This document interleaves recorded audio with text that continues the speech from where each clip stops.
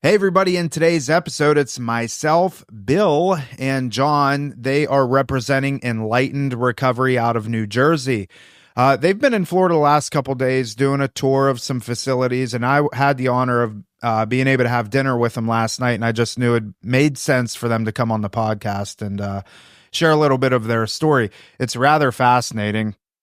John spent quite a lot of time homeless in Camden, New Jersey, and to say the least, it sounds scary, and I never, ever want to be in that position. He talks in detail about what that was like for him and ultimately what it took for him to finally get off the streets and live a clean and sober life. We talk about the importance of connection. We talk about spirituality, how that played such a big role in their recovery, and ultimately what they're doing for the recovery community up in New Jersey with their programs and everything that they have to offer.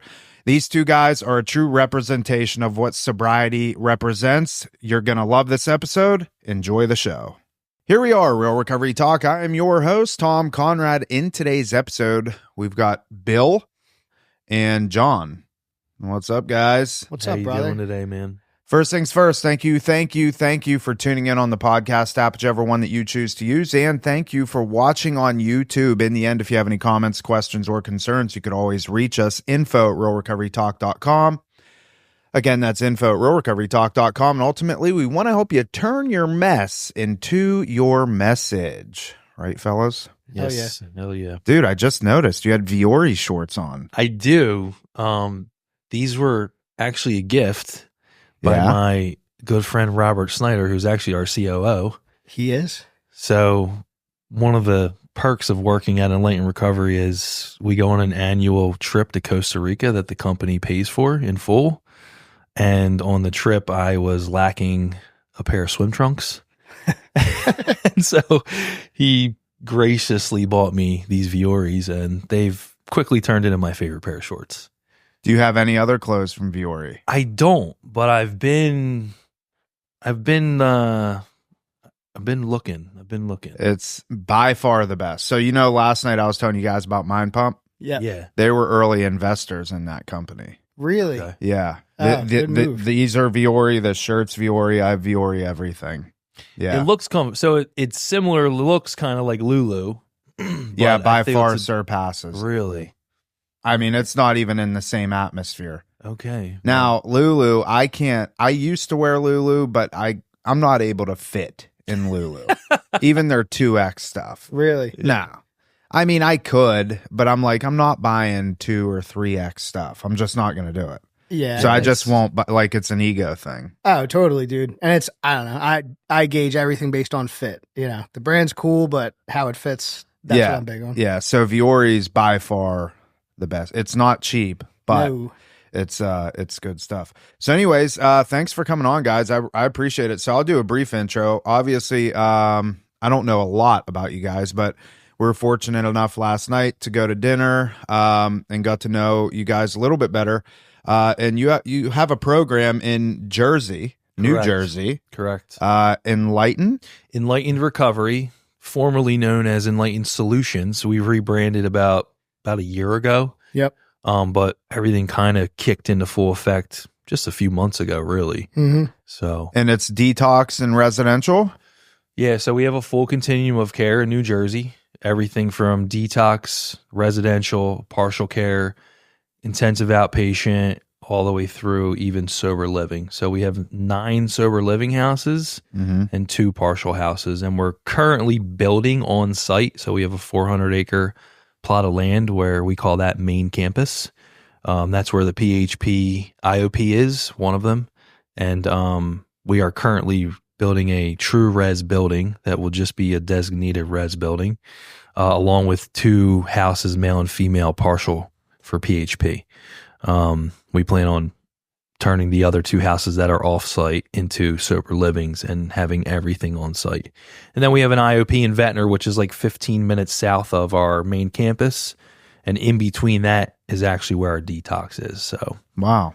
yeah, so it's a pretty nice little setup. We started out as a really tiny PHP out of building 501 up the street. It's kind of used as like a storage building now. It was very small. And it's Jen, our CEO, and Rob Snyder, our COO, and Melissa Brayu, who's our chief administrative officer. They've had this vision to grow this thing over the last 9 years now. And it's just kind of exploded, so. There's no shortage of drug addicts, that's for sure. Yeah, right. 100% on that one. There's this Instagram page I don't follow, but it pops up every now and again. And it's like people go in Camden and like video like what's going on there. Yep. It's like The Walking Dead around there. Yeah, it's pretty messed up, dude. There's a similar one, and maybe it's the same one for Kensington, Philadelphia, too. Maybe that's, something. I think it's like Kensington 911 or something to that effect. But yeah, it's nuts, dude. The city's been hit super hard as far as I'm aware. I mean, like right under the L there, Kensington and Allegheny, that's kind of like ground zero for this whole deal. And yeah, man, it's been a messed up place for a number of years, and there's just a lot of sick and suffering people who, frankly, are just, I don't want to say enjoying, but living in an open air drug market down there. It's messed up, dude. It's actually that's where I ran. I ran in Camden. Really? Yeah. So when I was like, I got swept up in the opiate epidemic like everybody else. Actually, it was I broke my nose. I've broken my nose 5 times. How? Are you question. an MMA fighter? No. That's a great question. Just walking into walls? Like the most inconvenient ways ever. One time, freshman year, took a baseball to the face mid-game, put my nose up under my left eye, 2 elbows in basketball. So there's 3. Another football stiff arm, and the kid's finger went right through my face mask, and it just broke my nose. And then the last time, my dog, I bent down to pick something up as he was jumping up on my bed, broke my nose and gave me a concussion. So, but yeah, well, no wonder you got addicted to opiates. Yeah. So I remember like very distinctly getting my first prescription, and it was the first time I broke it. I was a freshman in high school. And they only gave me 20 I think they were Perk 5s or Vicodin, probably something like that. And I remember taking them, and then I immediately, like looking back on it now, I'm like recognizing the behavior, but by day like 4, I ate them all. Yeah. And my mom was like, "Where'd all your medication go?" And I'm like, "Well, I don't know. It's gone." But I like took 2, and I was like, "Oh man, I like this. I want to do this every day now." And that's kind of where it all started for me. It just like took off, and it just progressively, I mean, I could go through the crazy horror stories, but ultimately landed me homeless in Camden for, I've got 2 years and 4 months sober again now. But I went on a atrocious run. So I want to circle back to that.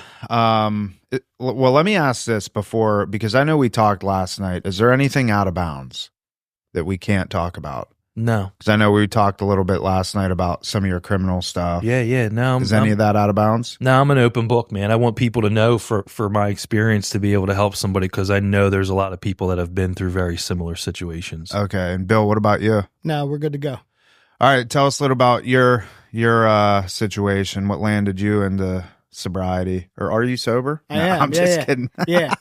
That's a good question. It's a good preface. I probably should have asked that before. No. Yeah, before we started here. Yeah. Hey. I got about, what time is it? No, I'm just playing. No, I've been sober for a little over 8 years now. Not my first go around, but to not monopolize all the time here. I got swept up in the opiate epidemic just like everybody else. It seemed like kind of out of the blue. The oxys, the perks came into my town. I grew up in suburban Philadelphia.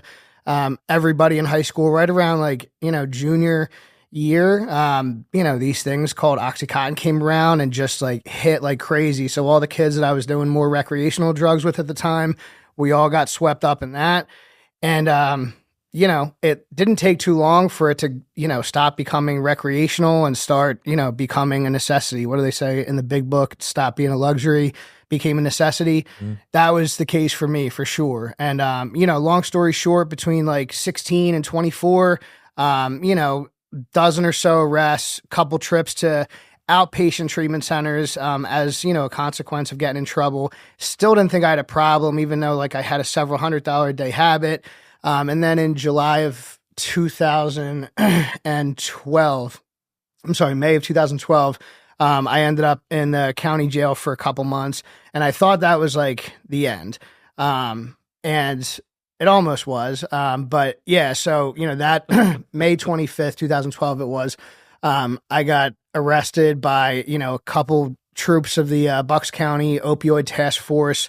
And, the DEA guys came through in this parking lot when I was in the middle of doing a transaction, and they sent me over to the county jail. I pretty much thought my life was over.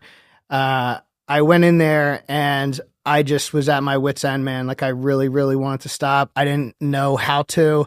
I didn't know what was going to become of my life. I thought for sure I was just going to be a loser forever.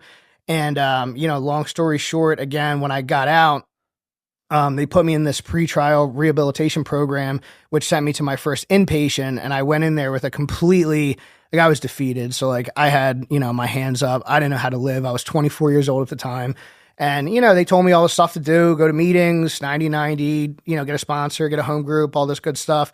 And I did all those things, but I never like found the steps. I never found like an actual solution. I went to a bunch of meetings, and again, like trying to speed through it here a little bit. Over the next 3 years, I started getting involved in the recovery community. I went to my first meetings, and, kind of like was living like an infant on this planet, like, brand new in my own skin almost. At 24 years old, I didn't like have any experience with anything, being sober, having a conversation, talking to a girl, making a new friend, not, getting my hand up in front of a room full of people. It was all so weird in the beginning, but, quickly like the fellowship kind of alleviated that. And fast forward 3 years, again, like I stayed sober, but I never had a solution. I did not work the steps, none of that stuff. And eventually I went back out for about a year. And, maybe one of the cool, maybe unique parts of my story, when I came back in 2016, I didn't know what I was going to do. I was resentful towards AA, NA, all this stuff, because in my mind, I thought I'd worked the program and it didn't work for me. Come to find out, maybe I hadn't really worked the program. I had never done any step work again. And I should mention that my younger brother, his name's Matt. I'm the oldest of 3 kids in my family. He had the same problems I did. And, we got high together. We did what we did together. And right around the same time that I relapsed, he actually found AA in the 12 steps. He went to jail for a little bit, recovery house, the whole deal, sponsoring AA, took him through the steps. And I remember calling him. And this is like my younger brother who at that moment in time, like he was my kid brother who like I always kind of looked at like, a little bit of an idiot. But I remember calling him this day. I'll never forget it, dude. It was a sunny day out. It was July 28th of 2016. And I call him and I'm like, told him what was going on. And, it was bizarre. It was kind of like that one experience in the big book talks about, where, they say like, I recognized him, partially, by his features, but there all resemblance ended or something to that effect. But I heard his voice, but he sounded completely different. I hadn't really talked to him in like 6 months. And again, he's 5 years younger than me. He sounded happy and he sounded free. And he started talking to me about like God and step work, and humility and service to others. And like, I'm a pretty practical guy. So like I started this call thinking I had done everything I could do my first go around in recovery. And then I'm like, oh shit, I didn't do that, or that. So it made me believe maybe, just maybe there was another, pass at this. And, again, long story short, that phone call kind of saved my life. He brought me into AA, introduced me to my first like real sponsor who took me through the 12 steps. That was 8 years ago. And, I always credit like my little brother was saving my life. And, it's funny because everything kind of comes full circle. My younger brother just like a month ago. So, maybe sorry, I'll take one step back real quick. About 2 years ago, he's a union electrician, and like happens in here, his life got so good as a result of being sober. He's got all these gifts, right? After a while, he forgets kind of what got him to the dance. And he comes to me one day and he says, like, I think I'm going to start like recreationally drinking. And I obviously advise against it.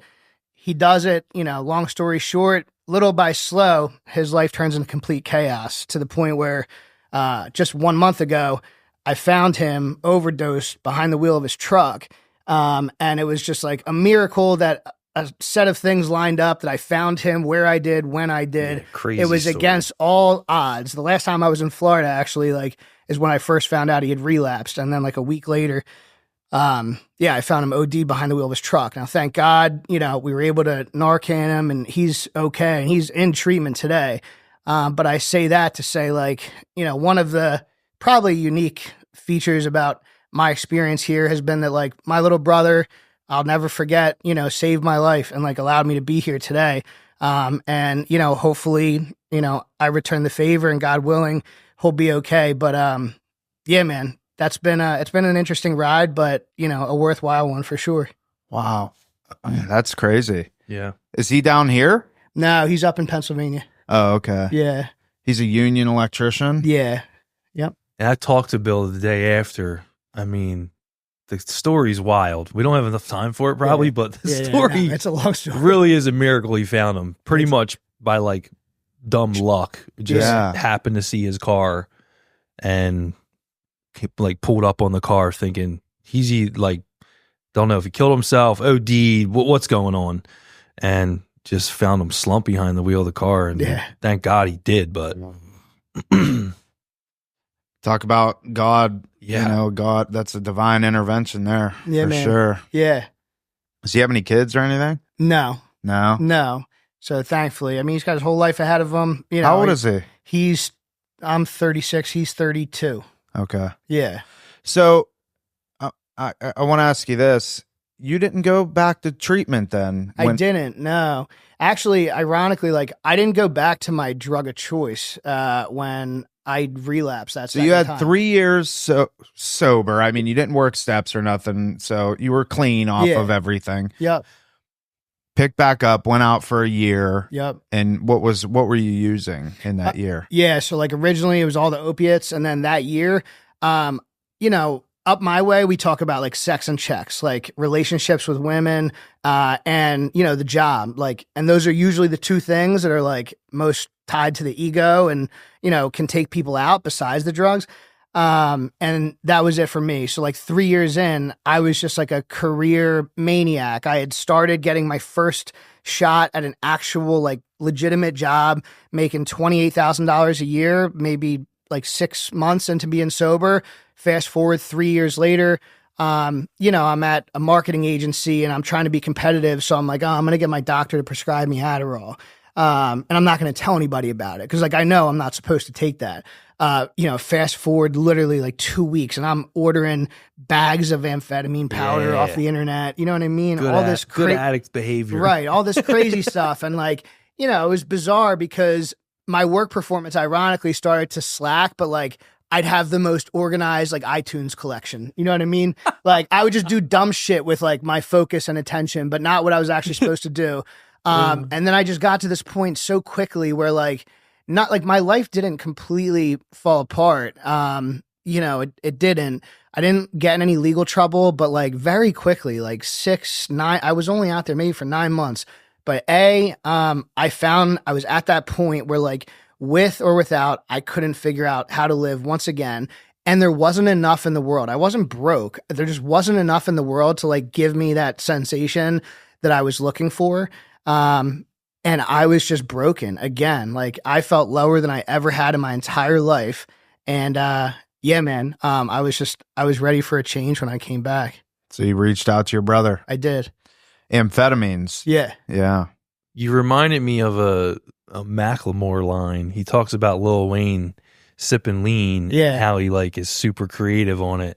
And then passes out playing PlayStation. Yeah. When you said that, organized by iTunes, I was like, okay. Yeah, exactly. Wow.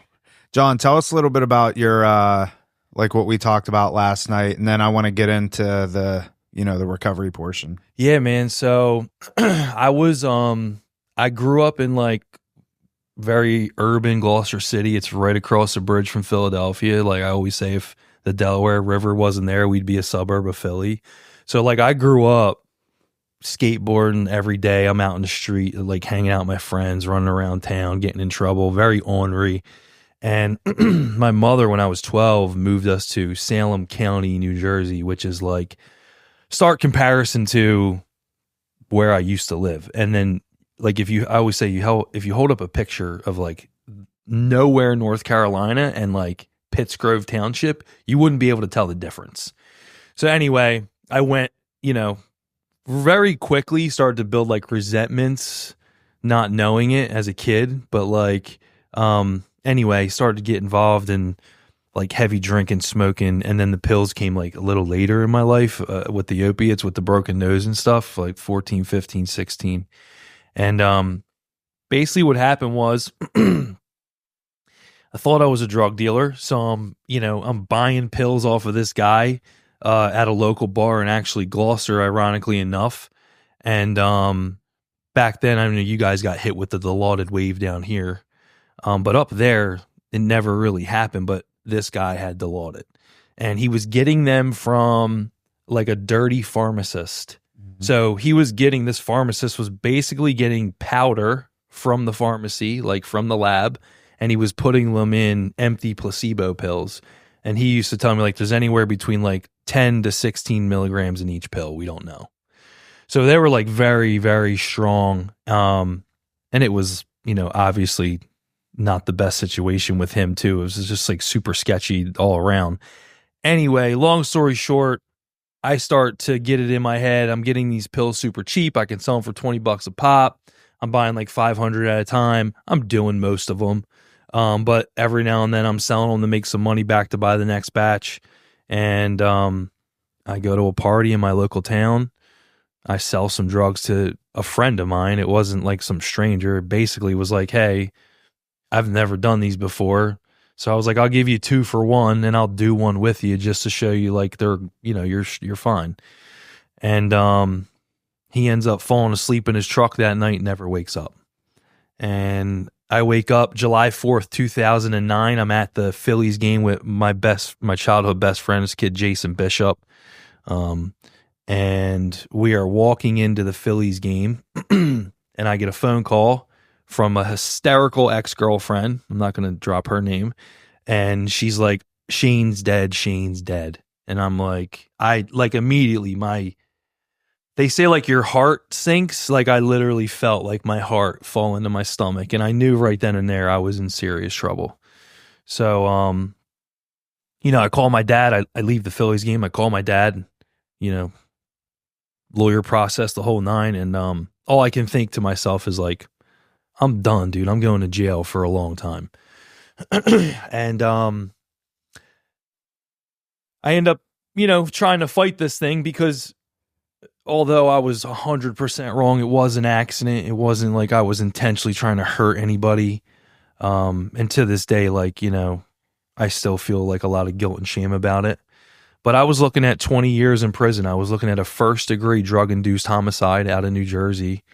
And at the time, like all the laws had just changed. So I was like one of the first cases to have this, and they were like trying to set examples up there. And thank God, shout out to Frank Hurst, my attorney at the time, man. He ex-prosecutor, and he just basically sat me down and he told me I was going to prison. He's like, you're not going to go to prison for 20 years, but you're going to prison for probably 5 years. And I was like, I guess 5's better than 20 at this point. But at that time, so I fought this case for 3 years. And when I found out that I was looking at like this big, like all this time over my head, I pretty much like my addiction went skyrocketed. Over that 3-year period, a lot of stuff happened. I got engaged. She left me. I got into heroin, started using the needle, ended up homeless in Camden. There's a lot to that story compacted in. I'm not going to go through it all, but essentially they're like the big key moments. And my life boiled down to like, I was living with my grandmother at the time, and the only time I left the house was to like go like steal to get money to go cop, and then I'd come straight back and I would just stay in my room. I was super depressed, and I got like this big case hanging over my head. My fiance left me. I'm living at my grandmother's. I know I'm not living right, and I didn't really see. I couldn't see an out. I had no way of getting out of this because I couldn't tell anybody. I was all by myself. I wasn't using with anybody. I was using all by myself, and I ended up going to my first treatment, which was like inpatient Seabrook House, actually in New Jersey. Stayed there, got out, didn't do the deal, didn't get plugged in. I thought it was whatever. It's a phase. Very quickly ended up at RCA Lighthouse. Before it was RCA Lighthouse, it was just the Lighthouse. Wasn't as nice. It's a little bit of a hole in the wall. Mm-hmm. And I stayed there for another short period of time, got out, didn't get plugged in, went right back. Eventually, like, burning through my resources, trying to figure this thing out, I land in Teen Challenge, which is like a Christian program. Go to Buffalo, New York. I stay there for 10 months, complete the program, come home. Mind you, I'm on probation for this. I'm like, this is over this like 3-year period. I finally got sentenced on all these charges, and I should have probably mentioned that before. But anyway, I ended up getting a plea deal because of a mishap with the pathologist from the state of New Jersey. He didn't finish doing the autopsy on when he went to do the autopsy. He didn't finish, so that it was inconclusive. And when we found out, we were very close to going to trial because I was going to take my case to trial to fight it. We found this out very, like, I think it was like a few weeks out. And at that time, they just weren't prepared to like counter. So they basically were like, look, you can do a 365 state prison. You can do it on the bracelet. Of course, I couldn't stay sober or clean. I'm still using. I violate the bracelet. They send me to the county. Then I get out on county parole. I violate county parole. And then starts this treatment cycle. And after Teen Challenge, come home. I end up in Florida. I end up down here at a place that's no longer. It's called Road to Recovery in Port St. Lucie, and I finally get like a real introduction into AA, and I meet this guy named Nick, and the only reason I asked him to be my sponsor was because somebody, and I know this isn't true now, but at the time I was young and naive. Somebody was like, "Yo, nobody I know that Nick has ever sponsored has relapsed." So I was like, that's my guy. But he was also the first person that had told his story to me, and it was similar to mine, and I believed him. It was the first time where I was like, I trust that what you're telling me is true, and I also I see how you live now, and I know who you are. Like I'd been around him for a little bit of time at this point, where it was like, I believe you, dude. I trust what you're telling me is true. And his message was the message from the big book. It was like, clean house, help others, trust God, man. And like, go through this step process, get plugged in, go through these steps with me, start sponsoring guys, and start helping other people and giving back. And that's what I did. I started doing that. And I was down there and I was doing great. But I still had this probation hanging over my head, and actually I had left the state against the court's wishes. So one day, 7 months in, I get a letter basically, and it's like, you got a fugitive warrant out for you for the state of New Jersey. So within a 48-hour period, I call my dad again, my mom, we book a flight home. My sponsor, Nick, the owner of the treatment center, this guy, Paulie, and his wife, Tegan, jump on a plane, fly back with me. We meet my parents. We all go to court the next day. I don't even make it into the courtroom. As I walk into the foyer, I get arrested. The cops have my picture. They know me. I get put in the little Sally in the back. They ship me to the county jail and go to these court dates. My date keeps getting pushed back. Next thing you know, I'm like stuck in the county. I got no release date, and I'm seeing people come in and out on VOPs. Like at this point, they violated me on probation for failure to appear. And they said, also because I had left the state without their permission. So now I'm watching people come in with new charges. They're coming and going. And I'm like, dude, what is going on? And finally, my time comes and the judge is basically just like, you don't do well on programs, Mr. Jensen. You're going to state prison. I sent you to 40 months of state prison, slams the gavel. And I was just like, wow. So I did not end up doing 40 months. I ended up doing a year total, 13 months. And I got out on a program called an intensive supervision program. I don't know if you're familiar with it, but it's essentially like drug court. And I get out, I do the deed. I'm plugged into AA back home now. I'm still all about my recovery. Life's good. I start working in treatment at a small IOP out of Cherry Hill. And I get approached by Rob and Jen back in 2015. And they're like, hey, we got this idea for Enlightened Recovery. And we want you to be a part of it and be director of business development for Enlightened. So I took the offer, and that's kind of where that started. And about a year and a half in, I left. I got jaded by the industry. Couple people dangled the carrot, and it was very enticing. I had just had my son, my first child, JJ, who's 9 now, and I was it was a lot of money, and like growing up, I grew up like, my parents. When we moved to Pittsgrove, I would say we were like middle class, but before that, we lived in Gloucester. We were pretty poor. I didn't know it as a kid, but we were pretty poor. And I just never ever thought I would get to a point in my life where I was like making anything close to this amount of money. And for whatever reason, that mattered to me so much back then. It was like pretty much all that mattered to me was like, I want to create a life for myself that's like just up here. And my idea of success was just majorly skewed. And I ended up taking that job with the other company, and I think less than 90 days I ended up relapsing. And I was just not living a good life. I got unplugged from AA. Wasn't talking to anybody. I replaced my recovery with my job, and I thought, I'm helping people get in treatment all day. That's recovery. I was getting paid to do that, you know what I mean?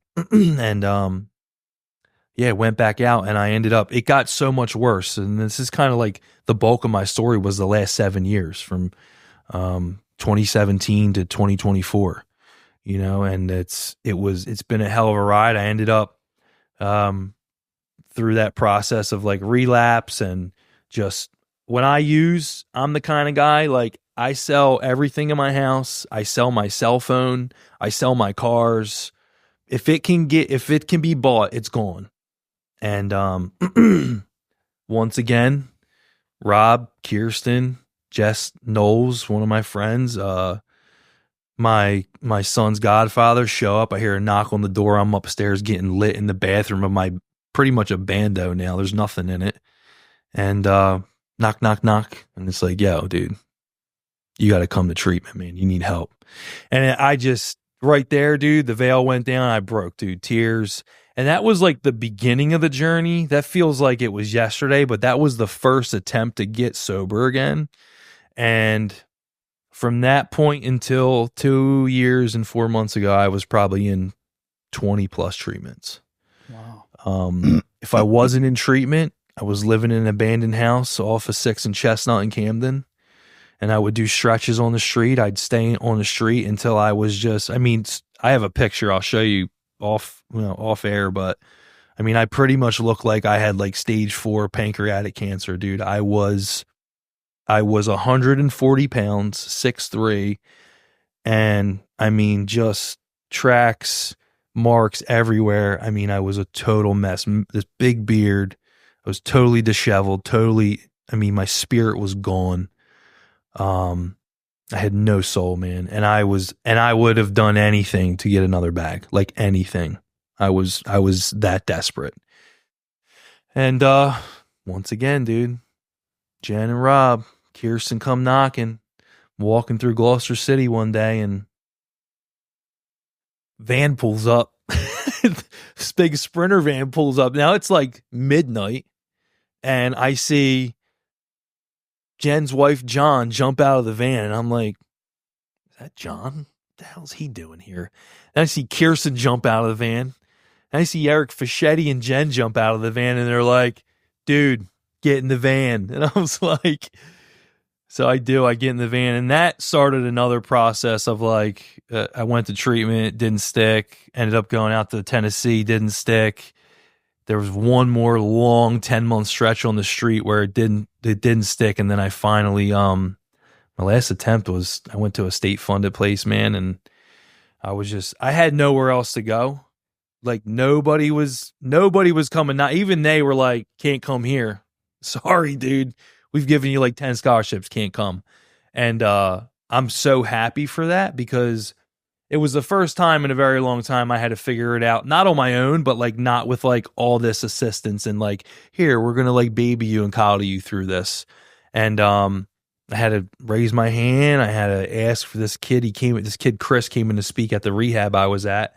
And honestly, the only reason I asked him is because I didn't want to be, I don't know what your relapse experience had been like, if you're a first time winner or not, but I had been in so many treatments that I had gotten treatment fatigue, dude. And the thought of going back into a treatment center was the most sickening thought I could ever have. And I would have done anything not to go back in. So at this point in time, I was like, I'm getting on the Vivitrol shot in 12 days. I'm finding a sober living and I'm getting the fuck out of here and I ain't ever coming back, dude. And I kind of manipulated my way through treatment, but it stuck. And I got down to Cape May, New Jersey, man, and it was a perfect setup, man. It really was a God moment. Less than 100 yards down the street was this place called Church's Garden Center. Great people in my life. They still speak to them to this day, but they, I showed up in the off season. They were out there like taking care of their land and the property and all the goods that they have on site. And I walked down this long driveway and they don't know me from a can of paint. And I walk up to Mr. Church, who I didn't know was Mr. Church at the time. And I just said, hey, I live down the street. I'm looking for a job. And he was like, come Saturday, you can start Saturday. And it ended up being the best thing for me, man. And I have no doubt in my mind that God put me in Cape May, New Jersey, next to a place called Church's, who these people were devout Christians, like devout. And one of the criteria on the job was like, you cannot use the Lord's name in vain here. And it really was the best thing that ever happened to me. Got me to really back in connection with my higher power. I choose to call God. I am a Christian. And and I got plugged back into AA heavy, man. I started going to meetings like my life depended on it, because it did. And so that was two years and how long? 2 years, July 13th, 2002. So 2002 or 2022. I'm sorry, July 13th, 2022. Yeah. So yeah, yep. That was. You guys are some real deal drug addicts, especially you. Yeah. I want to see this photo. Oh, I'm going to show it to you. I'll put it on the YouTube video. Okay. Yeah. I mean, I could pull it up right now. So you're like you are the person that we would see on Instagram on. Yeah. Yeah. I'm that guy. I'm like, if I use right now, we could be here. I could have $1 million in the bank. I'm selling this phone because I don't want to talk to nobody. I'm taking as much money out of the bank as I can, and I'm walking to Camden, and I'm staying there until it's all gone, and I'm not leaving. I can't. So I'm a drunk. I'm an alcoholic, and Okay. I took one opiate in my life because I had a surgery, and I just didn't like it. And thank God, because my dad in 2020 or 2001, maybe 2002, he got diagnosed with this autoimmune disorder called Wagner's vasculitis. It's granular mitosis is the medical or whatever. basically what happens is your nervous system or your immune system kind of turns on your nervous system and starts fighting your nervous. So ate a lot of his muscle tissue, his nerve endings, and so on and so forth. And he was in the hospital for like a month and a half. And so painful. He was at UPMC Pittsburgh, and they strapped him to the bed because he flat out told him, if you don't strap me to the bed, I'm jumping out the window. Oh, wow. That's like how much pain he was in. And no amount of anything would make this pain go away. And it's a super rare, not a lot of people get this. But anyways, long story short, he, to this day, 22 years later, he still has to take opiates. So all that to say, I was surrounded by Oxycontin for, I got sober in 2010, right? Yeah.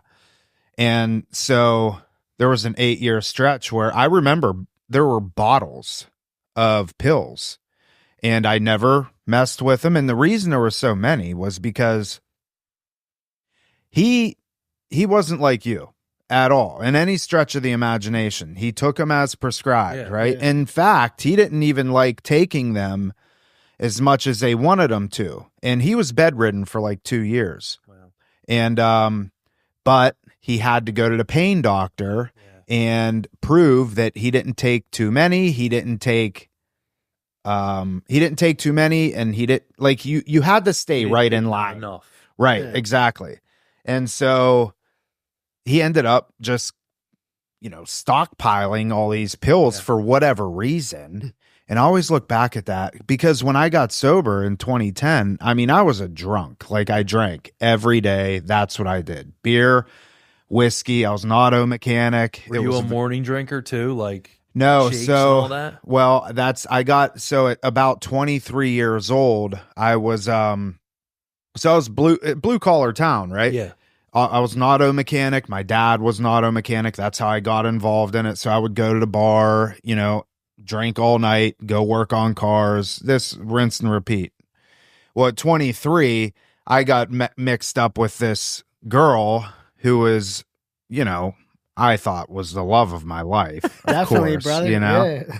And she was a nurse. Yeah. And, just about a year prior to that, I remember going to a doctor, and I'm not one to go to a doctor. I mean, but I felt off, right? And I knew that I had a serious alcohol problem at probably 21, 22. Like when I turned 21 and everybody was like, oh, you can legally drink. I'm like, big deal, Yeah, been drinking. I went to the doctor and I'm like, I don't know what's going on. I just feel off, I feel anxious. And he's like, how much do you drink? And, I'm like, I have a few here and there, nothing big. So he gives me a script for Ativan, and so that was my first exposure to benzos.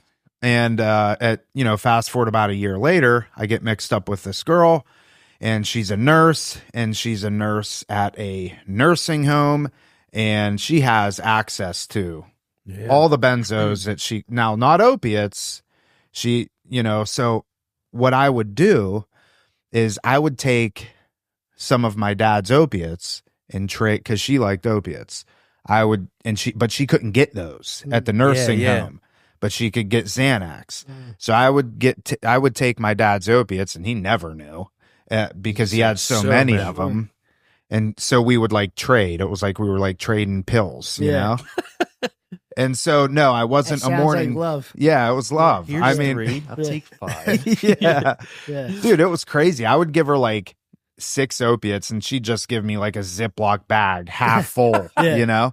Well, the opiates back then were expensive. Yeah. And so no, I wasn't a morning drinker. On a few occasions, like on the weekends and stuff like that, of course, but during the week I would pop Xanax. Okay. Just to get through but going back to the opiates, to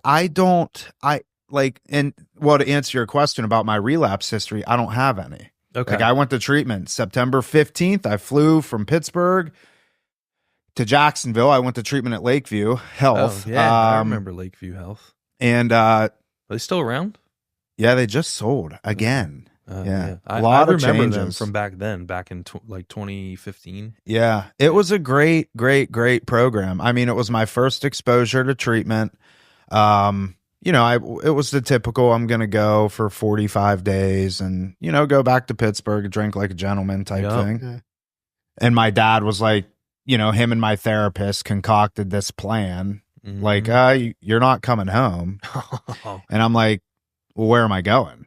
And they were like, you're going to West Palm Beach, Florida. And I'm like, hell yeah. Sounds good. Yeah. You know, Yeah. because by this time snow's going to start flying Yep. up there. You know, I didn't have any kids, not, you know, so I flew down here and that was October of 2010 and been here ever since. But the relapsing, so I've always said that, you know, I was no better, no worse than anybody else. You know, for whatever reason, I was done when I was done. But I lived through other people's experiences, you know, and hearing stuff like that. I can't even wrap my mind around what that would be like, just knowing that I'm going to go be homeless in Camden, like, and be totally cool with it. Well, that's the crazy part, is because my first experience was my first real introduction to AA. Like, the problem was removed. Yeah. I had recovered from a hopeless state of mind and body, 100%. So when I relapsed, in my head, I kept telling myself, oh, I'm just going to go back to AA when I'm ready, and this will be the same process. Dude, I could not get sober. I could not breathe. I couldn't draw a sober breath. So for whatever it is, and I believe it to be true, that like my higher power was like, oh no, you're going to go through this one, because next time you're not going to make it out if you go back. Was fentanyl around then? No, right? No. So I was still getting, like, when I relapsed, I was still getting real heroin. And then over the 7 years, it like transitioned. It was like a mix. You could still get real heroin, and then or you could get like the cut stuff with the fentanyl in it, but it was still very taboo because then the overdoses started just skyrocketing. You got to remember, like, Camden, New Jersey, Philly's right there. We have a huge port. So back in 2013, when I first got sober, like, the dope out there was like pure. It was good. So when I came back, also, like, never did a dab, never drank an IPA. Those things weren't even out when I was, or they were just coming. People are starting to talk about dabs when I was in treatment again, going, Yeah. what the hell is a dab? What are you guys talking about? Anyway, the fentanyl hit the streets heavy. And now it's pretty much that's all there is. Nobody wants anything else because it's so strong. Yeah. And then there's the trank now, which, you know, is just, I mean, it's like eating people alive out. Wait, there's what? It's called trank. Trank? Yeah. The chemical name, I think, is xylazine. So it's basically the new, like, it's the new thing that's in the mix. So now, just like the heroin was cut with the fentanyl, now the heroin's gone. The fentanyl is now cut with the trank, which I presume is even cheaper and, you know, easier to make, whatever. But essentially it's a horse grade tranquilizer, but it's mixed in there with a bunch of other BS. And like, I've seen it firsthand. Like, you know, Johnny's told me about it. Like, I've never ingested this stuff in my life, thank God. But number one, like, the pull is just that much stronger. The hooks get in you that much deeper. Yeah. And it literally, like, eats your brain and body alive. Like, you see people, like, all the red marks on their face, if they're not doing meth and they're just doing the opiates, like, that's what that's from. It's like eating away at their skin and like corroding their brains. It's insane. Yeah, my sister's a nurse at UPenn. Yeah. Or not a nurse, I'm sorry. I misspoke. She does x-ray tech, and she's like, dude, literally from elbow to hand black. And these people are coming in, bone showing through the flesh, having to get amputated, and such a strong pull, they leave and go use again. Like, shooting up in the dead flesh. Just, it's like crazy, dude. Oh, good. Yeah. It's crazy. I got 20, not 20. I've got over 10 ODs Yeah. under my belt, and like a couple of times I was dead. The first time I ever OD'd was off the trank. Somebody had sold me. I was out in Tennessee. They sold me a bag. I'm doing this stuff. I'm up for like 2 days doing this stuff, staying in hotels. Next thing you know, I wake up on a stretcher. The EMT was like, dude, you were out for 12 minutes. That was my first OD. And then from there, it was like pretty much every time I used, I went out. So I've been Narcaned like over 10 times for sure. Lucky to be here. All right, let's get into some recovery stuff. Yeah. Stomach's turning from the trank. Yeah, we're bringing you down. Got the sorry. bubble. No, got the it's all bubble good. guts. It's all good. So as far as AA goes, I think that we don't stress enough. One of our co-hosts is Dr. Tambini, and she's an addictionologist. And we just did an episode not long ago, and we were talking about, because I pulled up an article that was written in Stanford Medical, and this study was done relatively recently, 2022, but I had just found it.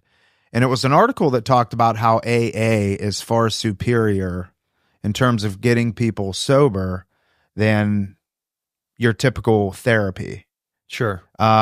Which sparked interesting conversation between myself and Dr. T, who, she's trained medical, right? Science and, all that stuff. And she doesn't debate that at all, but she's always looking from a medical standpoint. Which I found it interesting that, because even though in our eco sphere, in our bubble, Yeah. AA is like the way to go. Mhm. Sure. But I think that there's a lot of people that look at AA like it's not for me. Mm. Yeah. It's a cult. I mean, my God, how many times I've heard that. Mhm. The whole God thing.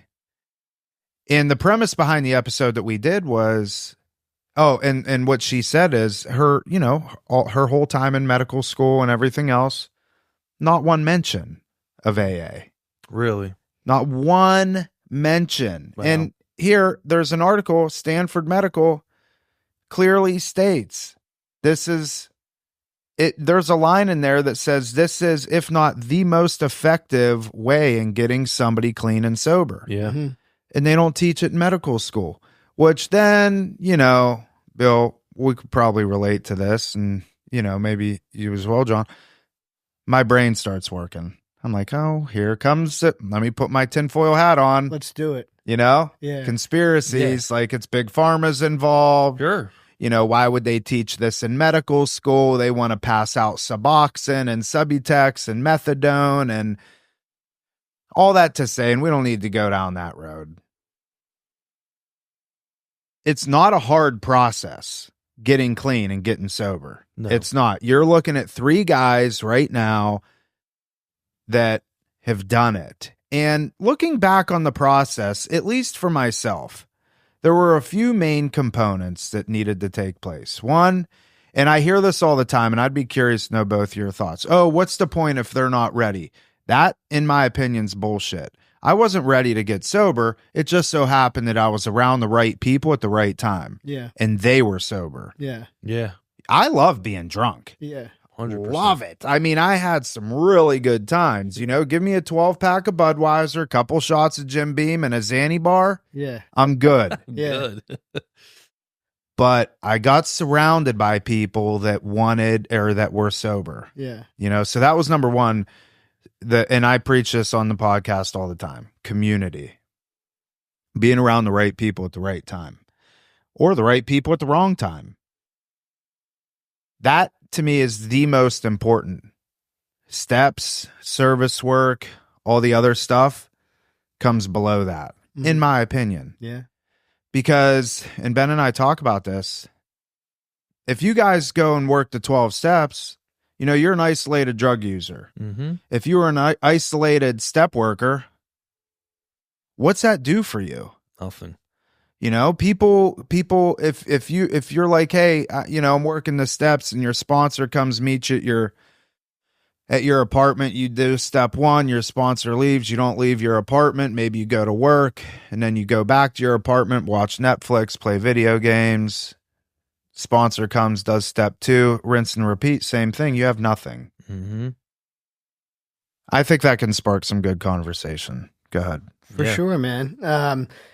Yeah, dude, it's interesting. I mean, like, I don't know that we have like as many different problems in the country that we think we do. Like, I don't know that we have like as much of a drug problem or a gun problem or a, all these problems as much as we have like a lack of hope problem. You know what I mean? Like, I think honestly, like I've read a couple different, articles that all would suggest, and it's been my experience. And kind of when I look around anecdotally, it seems to be a common thread that like the individuals who, do well in recovery are the ones who like feel some sense of progression in their lives. They see things getting better, whether it's the people they're around, their career advancement, the money they can make, they're building families, maybe buying a home, whatever the case may be, things are getting better. And when I look around, like, I don't, again, I think like the drugs are symptomatic of that, but like people don't know, like, I think a lot of people, myself included,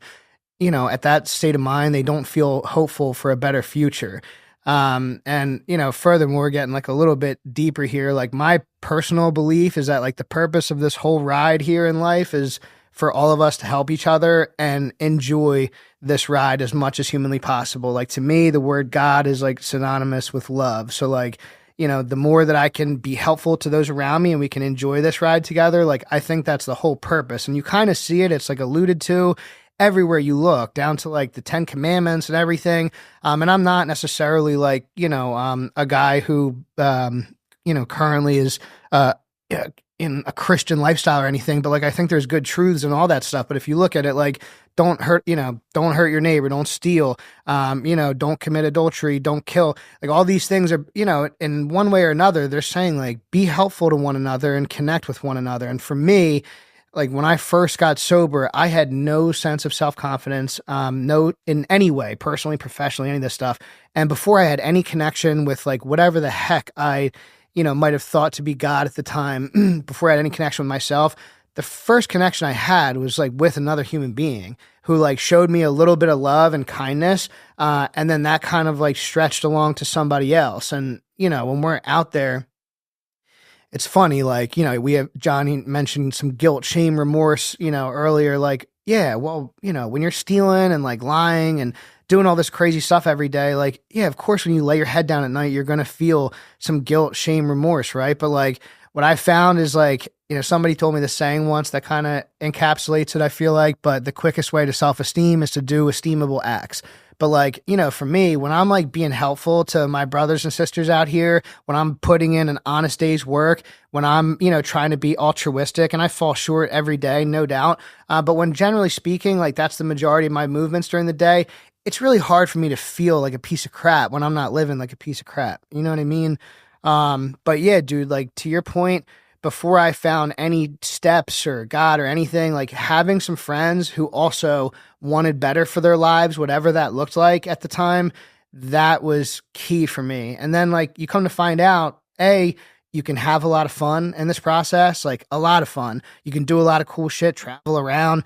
You can, make a better life for yourself, build a family. Like all of these have been my experience. And like the first day I showed up in any sort of attempt to get sober, I thought best case scenario, best case, I'm going to have a really boring existence. And I just won't get in trouble anymore. Like I'll stop embarrassing my family. Like that was the extent of my hope. Had I known like what awaited, I like would have done it a lot sooner. Yeah, I would have done it sooner, man. You know what I mean? But yeah. It's crazy. Yeah. What about you, John? Yeah, I want to talk to your point about like not being ready, because younger I was, because I had this heap of crap leaning over my head, and it was like my only real hope of getting out of that was to go get sober. I didn't want to go to prison for the majority of my young years. So it was a huge motivating factor. But the second time around, I didn't have a lot of that looming over me. And I'll tell you what, and I tell Bill this all the time, like my family never gave up on me. And if it wasn't for them, and like extended family, like friends, like I talk about Rob and Jen, like our CEO and our COO. Like, when's the last time you heard of a CEO showing up on the streets of Camden and saying like, yo, come on, you're getting out here? It's part of the reason why I work where I work, because like I feel like these people are family. Let me pause you there. Don't lose your thought. Especially, you didn't have any insurance. Exactly. That's less. a good point to make. You know, they could have cared less. Yeah. But I was not ready. I had no intentions of going to get clean and sober again. I just didn't care. And if it weren't for those moments where these people would show up and like jog my head back into reality for a brief moment, man, just like a brief, and remind me like, yeah, you got kids growing up without you. You've got family waiting for you. You've got responsibilities. Like, dude, you can be somebody in this life. I would have probably kept using. You know what I mean? They didn't have to come out there. They didn't have to show up and put themselves in danger. You know, my mom, my sister, my dad, good friends of mine, just like, yo, what are you doing, dude? This is not where you belong. And I always, I talk to Bill a lot about this stuff, and I have a very similar story to his brother. So like we discuss that as well. And, that's one of the biggest things I always say, man, like, some of our 12-step programs teach you like love them from a distance, kick them out. They can't like part of that. Yeah. But the other part is like, yo, these people need to be loved up, man. These people got no hope. They're depressed, and they think they've got nowhere to go. They've got no outlet. And I did have the experience of like knowing I have people to reach out to, but the drugs blind you, man. They just put the blinders on and you think, I'm all alone in this thing. You still felt alone, even though there was a bunch of people surrounding you. He said that to me recently, too. Yeah, I felt, I was on the street. There's, I was homeless. I was part of the popular homeless crew. And you were at the cool kids table? I was able to eat at the cool kids table, but, Sick. Like, I felt alone the entire time I was on the streets, man. Constantly surrounded by people running around doing stuff. Alone. I felt alone. So I always try to remember that, the literature talks about like once we get to this position where we're on the other side, it's like not being cynical of, because you see that in the rooms where it's like, oh, what the fuck's wrong with this guy? Excuse me. I don't know if I can curse or not. No, that's fine. What's up with this guy? Like, oh, he's never going to get it. And then I remember like, that was you, dude. Yeah. But for the grace of God, because that was you couldn't get right. Yeah. It's hard, especially working in this field, what we do. I feel that like, we see some of these people that come in and you just want to shake them. Like, come on, stop being an idiot, but it has to work its way through. Let me ask you a couple random questions. We're landing the plane here. So I grew up north. It gets cold. Yeah. Where do people go if you're living on the streets in Camden? So that's question number one. So I had a nice little setup. I had an abandoned house, and I was donated an army sleeping bag that would like fully zip, right? So my setup was an abandoned house on a front porch. I had all my stuff up there, and I would lay cardboard down. I like had couch cushions from old couches that were thrown out, and I would just pretty much lay on my sleeping bag. But here's a little tip for anybody who plans to be homeless in Camden in the next few years. If it's under a certain degree temperature-wise, I forget what it is. It's like 26 degrees. They call it a code blue, and you are, by law, you have to go into a shelter. So, like, if you get picked up, if you're out there roaming around, the cops will actually make you go in. But if it's not quite that cold and you need some help, you can always walk down to the Camden PD, can sleep on the floor in the lobby, and then they'll kick you out at like 5:30 in the morning. But yeah, I mean, you can't go to a hospital. They don't let you in down there anyway. At Cooper, it's just, you're not allowed in there unless you have like an ailment, because it would just be flooded with homeless people. My best advice was just like, I just kept moving, man. I probably slept. I never slept. I would just stay up for days and days and days, because number one, you get cold quick if you're not moving. And number two, I was always on the move, on the hunt to get more. So But yeah, there's not many options. You either go into a shelter, you can stop by the police department and sleep on the floor for the night, literally on the floor. What about food? So I got good at that. So food, they have a pretty good, pretty consistent donation people that come out there. There's all kinds of shelters you can go to get food. Churches come out there on specific days of the week and hand out food. There was one in particular that would come like every other Saturday. They had like a mobile shower. They would give you brand new clothes, all this stuff, food, toiletries, shout out to the women at Angels in Motion. Yeah, shout out to Angels in Motion, Atlantic City, New Jersey. Check them out if you don't know about them. Great nonprofit down there. But yeah, places like that, these nonprofits just show up, or good people from the church, or just, there used to be this kid, and I don't think he was affiliated with anything. I think he just was a good guy. He used to buy like 50 like Popeye's chicken sandwiches, and he would just walk down the street and hand them out to homeless people. I was just like a kid, like a normal kid. I think and every now and then I'd see him doing that. There was another guy who would on like Sunday mornings, he'd make all these peanut butter and jellies, bottle of water, a bag of chips, and put them in like a big Ziploc, and he'd just drive down the street and hand them out of his car. Like, just people, good people, you know what I mean? It's not all bad out there, but it is the worst of the worst is out there, but it's also some good. It's dangerous too, I imagine. Yeah. I've seen some pretty gruesome things. Yeah. I've seen firsthand people get shot and killed. I've seen somebody commit suicide, jumped off the roof of their house, and I was like 20 feet away. I've seen police shootouts. I've gotten shot at multiple times for like no reason either. Not because I like owed anybody. I got shot at one time. Somebody, I don't know if it was initiation or if somebody was just trying to be funny, but somebody shot 5 shots in a back alley at me. 2 went by my right ear, heard the bullets whiz by. 3 hit the dirt in front of me. I took off running. I've had knives pulled on me. I've been jumped. I've been beat up. Nothing could get me out of there, dude. Wow. That's crazy. All right, so let's take this last time and talk about Enlightened. Detox, res, PHP, IOP, length of stay, stuff like that. What's the go-to there? Like, how do people get in, stuff like that? Yeah, man. So we got multiple outlets. So we have a call center where if you call the 609-270-5050, you'll get transferred right into our call center reps who pretty much are all alumni. They're all trained on how to handle any situation pretty much, whether you have insurance or not, will help you get placed. That's one of the big things that we, preach about Enlighten. Whether you have the coverage or you don't, we're going to help you because almost all of us are in recovery, and that's what we're here for.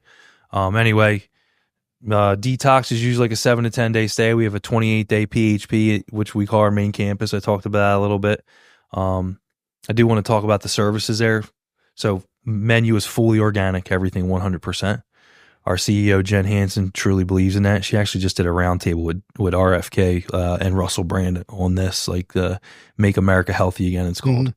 Mm-hmm. So we teach that philosophy to the patients that come through. We're also real big on the holistic ancillary services. So true yoga teachers, meditation, acupuncture, massage therapy, chiropractic care. We have 2 yurts on site. One is dedicated as an art studio for art therapy. The other one is a full yoga studio. Downstairs on our campus, we also have a large music room where they can create their own music, do drum circles, listen to music, have fun. So we incorporate all these things into the clinical services to kind of give them a different experience while they're there. And we also have a ropes course on site. Oh, wow. It's pretty cool. I think that's one of the core things that we have. It's like you're conquering a few things there, right? You're like trying something new. You got a fear of height. What better way to walk through it? You're harnessed in. Everybody's fully trained, the staff, on how to operate. And it's just a cool experience to have while you're at a treatment center. You know what I mean? It's not your everyday. It's not your run of the mill. Yeah. I don't want to say Florida PHP style, but it's not. It's different. You know what I mean? It's a different style. We have the capability to give them a different treatment experience. Yeah. And then we also have a just opened a 72-bed PHP or a detox residential in Kalamazoo, Michigan. That one's a little bit of a different approach because it's like a true res, old school. Beautiful, beautiful campus. And that one is going to be all in network with Blue Cross Blue Shield. We're just waiting for the contracts to go through.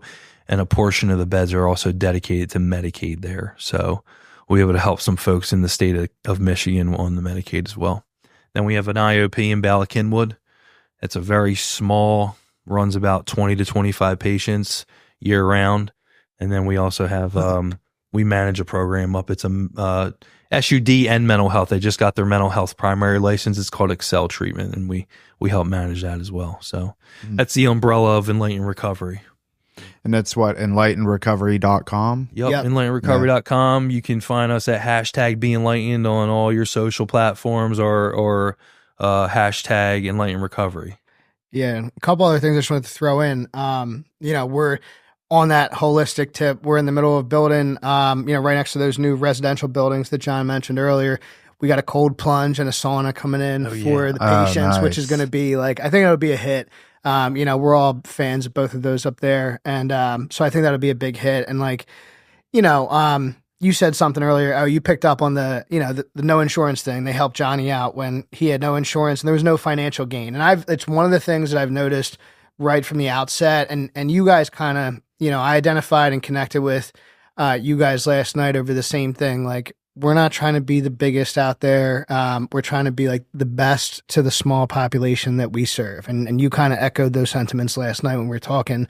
I've watched our CEO, Jennifer Hansen, time and time again. In fact, some of the things that she's committed to because she believes that they're in the best interest of the patient and because she believes in them so passionately, we lose money on. And patients will sometimes not come because they don't want to do the organic food thing or they don't want to not be able to have a candy bar or whatever. But she believes in it so much and spends extra money to do these things that we do them, and the patients who are with us, they love it. And, they rave about the services. On top of that, a big portion of all of our energy goes into a nonprofit side of the house as well. We have, something called Enlightened Farms on the back side of our campus. And basically, a select few patients every quarter are able to basically do a live work experience out on the farm where they can earn a couple bucks, and, go through some horticultural therapy under clinical supervision, and have an opportunity to, not just land smack dab at Staples with their new job on day one out of treatment. Yeah. They get a little bit more time and a little bit more experience under their belt to learn some of these cool skills on this completely organic farm, which is overseen by a member of our team. Her name's Brianna B. She's the best. The farm wouldn't exist without her. So shout out Bree. But my point is that we spend a lot of time and energy on some of these extra things because we believe in them, and to the point of, somebody progressing in recovery, we believe in that wholeheartedly. In fact, we're hoping to expand upon some of the different career or, almost co-op opportunities that we're able to give some patients after the treatment experience is over. And the last thing I'll mention, the other nonprofit side of the house is Jennifer's mother, Edwina Hansen. She started the Hansen Foundation 20 plus years ago when Jen first got sober. And if you can picture this, she was so supportive of her daughter's recovery that not because her and her husband had a problem or anything like that, but they both elected to, we're not going to drink even casually anymore either. And we're going to start this nonprofit, and we're going to help others to get sober and replicate Jen's story. So they've opened up over 10 recovery houses.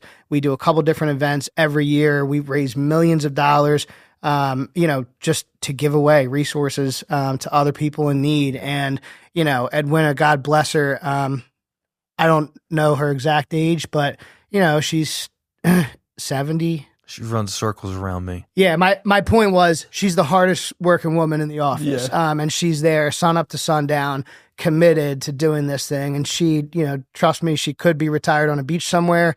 But instead, and I think instead she's, working her butt off to try to keep helping other people. And that ethos, that mindset, that work ethic, and again, that just basic, simple, altruistic approach, I think kind of flows throughout the Enlightened ecosystem. So we're proud of it. Again, not the biggest or the baddest on the block, but I do think that, the patients that we do serve, we treat them the best in the area.